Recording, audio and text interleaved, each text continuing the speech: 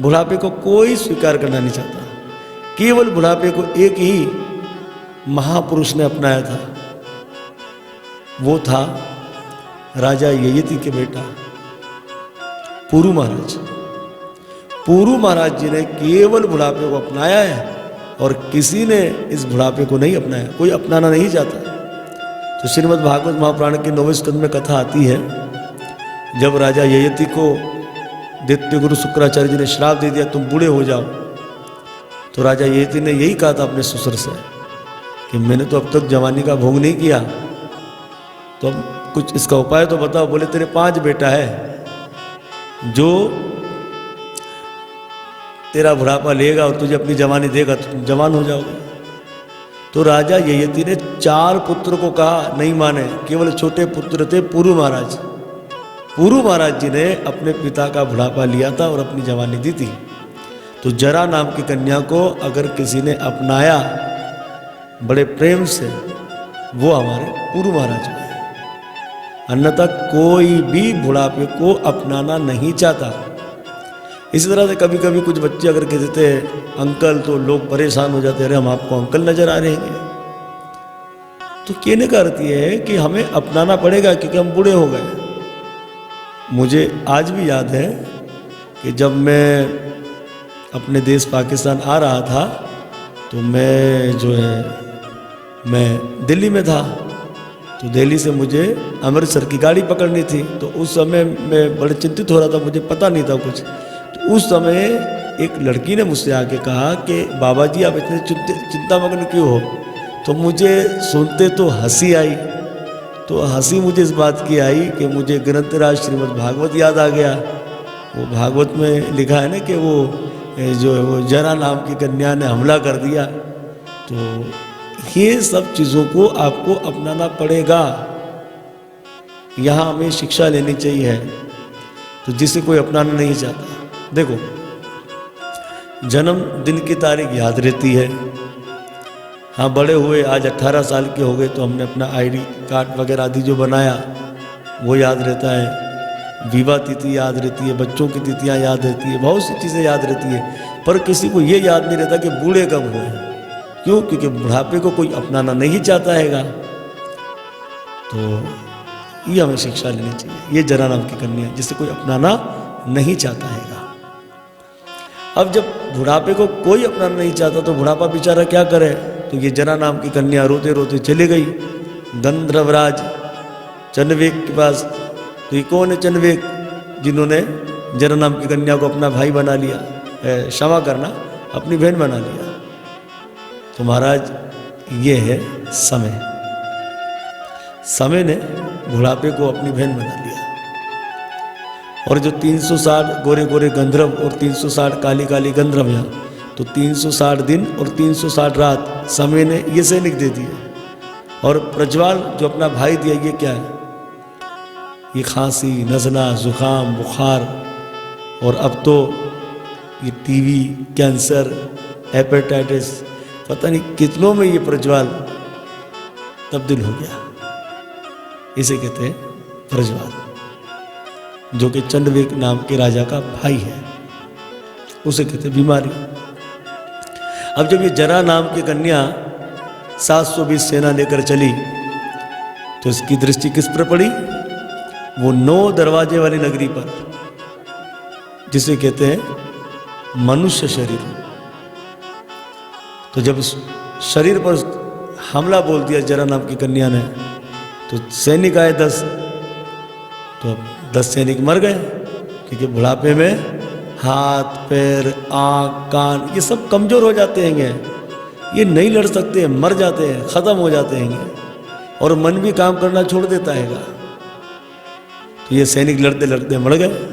बुढ़ापे में सब चीज़ें कमज़ोर पड़ जाती है कि कहीं घुटनों में दर्द, कहीं आँख से नज़र नहीं आना, कहीं मोतिया हो जाना, कहीं सुनाई नहीं देना। तो ये सब चीज़ें क्या है कि ये जरा नाम की कन्या ने हम पर हमला कर दिया। इस तरह से 5 फन का जो नाग है वो भी भाग जाएगा घायल होकर, क्योंकि इन्हीं जगह से ये आत्मा शरीर से निकल जाएगी, प्राण उड़ जाएंगे। अब महाराज, ये जो पुराना मित्र था अभिज्ञात, जो ब्राह्मण के रूप में आया कौन? ये भगवान है। भगवान ही जीव का कल्याण करने के लिए सद्गुरुदेव के रूप में आते हैं और जीवों को ये बताते हैं कि तुम परमात्मा के अंश हो। जैसे कि एक मिसाल है, एक शेर का बच्चा भेड़ों में फंस गया और भेड़ों जैसी हरकत करने लगा। एक दिन की बात है कि कुछ शेर भेड़ों का शिकार करने आए। उन शेरों ने देखा कि हमारा बच्चा भेड़ों के बीच में, लिहाजा उसे तो कुछ नहीं किया, पर जितने भेड़ थे उनका शिकार किया। उस समय वो शेर का बच्चा जो है वो देखता रह गया कि मुझे नहीं मार रहे, इन भेड़ों को मार रहे। उस समय सिंहराज ने कहा कि भैया तू हमारा बच्चा है, तुम भेड़ों के बीच में फंस गया, इसलिए तुम इनकी जैसा हरकत करते हो। तो शेर के बच्चे ने कहा क्या मैं ये सब कुछ कर सकता हूँ? उस समय सिंहराज ने कहा जी तुम कर सकते हो। तो उसे सारे पैंतरे बता दिए। अब क्या हुआ, जो भेड़ों में फंसा था शेर का बच्चा, वो भी एक सिंहराज हो गया। इस तरह से जीव भी परमात्मा का अंश है। और हुआ ये कि ये माया रूपी भेड़ों के चक्कर में फंस गया और अपने स्वरूप को भूल गया। तो हमें हमारे सद्गुरुदेव ये बताते हैं कि हम भी शेर के बच्चे हैं, भेड़ों के बच्चे नहीं हैं। तो ये स्वरूप कौन दिखाता है, ये आईना हमें कौन दिखाता है? वो हमें दिखाता है सद्गुरुदेव। ये बात याद रखना, यहाँ पर जो शब्द आया वो सद्गुरुदेव का आया है। सद्गुरुदेव अपना पूजन नहीं करवाते, सद्गुरुदेव जगन्नाथ प्रभु का पूजन करवाते हैं, अपना नहीं करवाते सद्गुरुदेव। उसे सद्गुरुदेव कहा गया है। और जो नियमों का पालन करता हो, यहाँ तो लोग गुरु बनकर बैठे हैं, कभी एकादशी का व्रत नहीं करते। और बहुत से पंथों में तो हमने देखा कि गुरु पदवी पर है, मांस खाते हैं, सूद पर पैसा चलाते हैं और महंत बनकर बैठे। अरे उन्हें शिक्षा लेनी चाहिए, ये वो क्या कर रहे हैं, ये अपराध कर रहे हैं। अगर गुरु बने तो जप करना चाहिए, पूजन करना चाहिए, व्रतों का पालन करना चाहिए, धर्म का प्रचार करना चाहिए। इसे सद्गुरुदेव कहा गया है।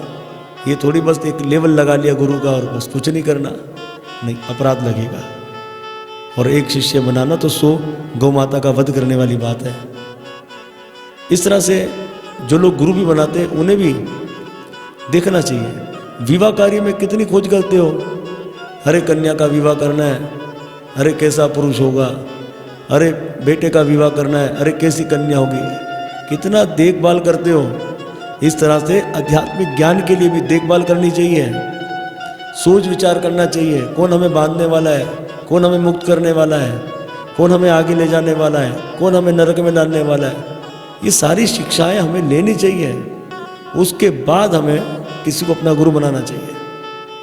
तो ये शिक्षा आप लें अपने कल्याण के लिए।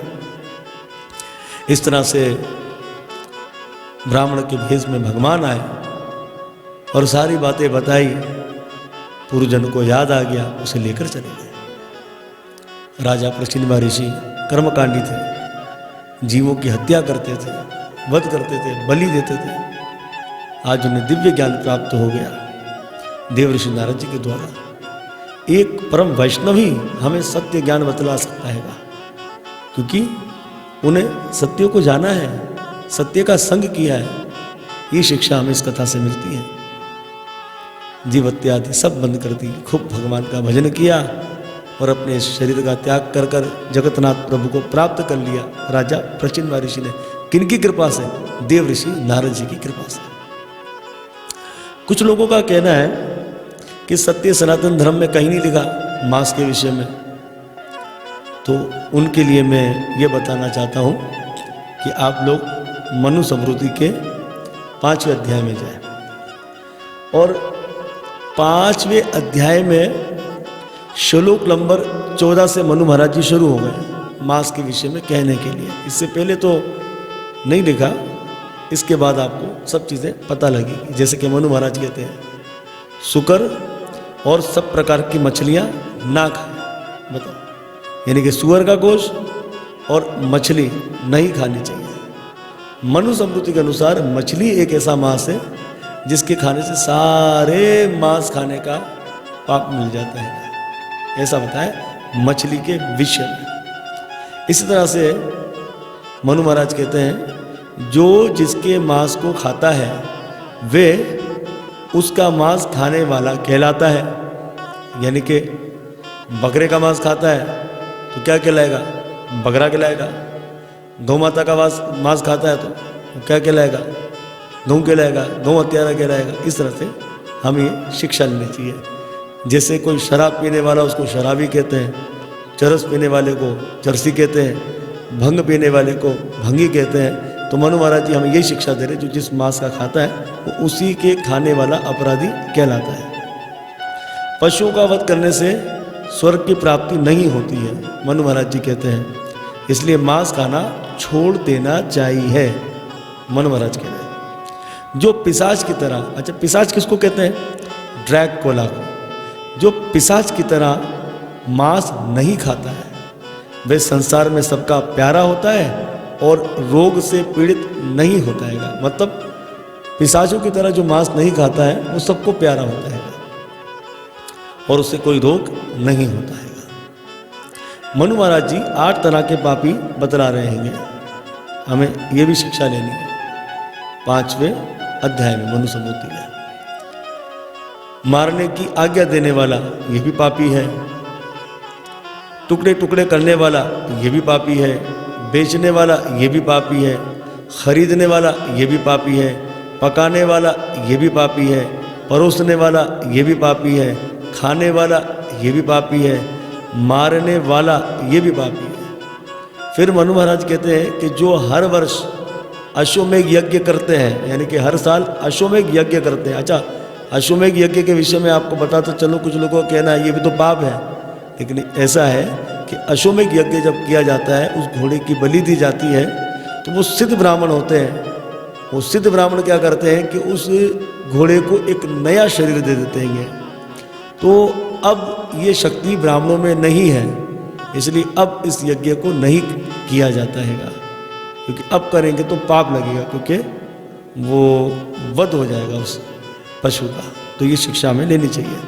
तो मनु महाराज कह रहे थे जो हर वर्ष अश्वमेघ यज्ञ करता है और जो बिल्कुल मांस नहीं खाता, उससे अश्वमेघ यज्ञ करने वाले को जो फल मिलता है वही फल मांस का त्याग जो कर दे उसे मिल जाता है। ये मनुस्मृति में बड़ा सुंदर यहाँ पर बताया गया है। इसी तरह से महाभारत शांति पर्व में लिखा है, यहाँ पर जो है राजा उपरिचर वासु का चरित्र आता है। अच्छा, हुआ ये था कि एक मर्तबा देवताओं में और जो है ऋषियों में बहस हो गई। देवता कह रहे हैं ऋषियों को कि अज जो शब्द आया वेदों में वो आया है मांस, इसलिए आप लोग यज्ञ में मांस दें, बलि दें। ऋषियों ने कहा कि वेदों में जो अज शब्द आया है वो मांस नहीं आया है, वो जौ आया है, इसलिए यज्ञ में जौ देनी चाहिए। उस समय राजा वसु वहाँ से गुजर रहे थे। ऋषियों ने सोचा धर्मात्मा राजा है, क्यों ना इसी को बुलाकर फैसला ले लिया जाए। तो राजा वसु को बुलाया। राजा वसु को ऋषियों ने कहा कि हे राजा, आप धर्मात्मा हो, धर्म शास्त्र के ज्ञाता हो, तो आप बताओ, देवता कह रहे अज यानी कि बकरा जीव बलि में देना है, और हमने कहा अज जो है वो जौ को कहा गया। आप धर्मात्मा, आप बताओ कि हम ठीक कह रहे या देवता ठीक कह रहे। अरे राजा वसु ने देवों का पक्ष ले लिया कि देवता ठीक कह रहे। ऋषि तो क्रोधित हो गए। ऋषि ने कहा राजन, तुम धर्मात्मा बनते हो, तुम सब कुछ जानते हो, इसके बावजूद तुमने देवों का पक्ष ले लिया।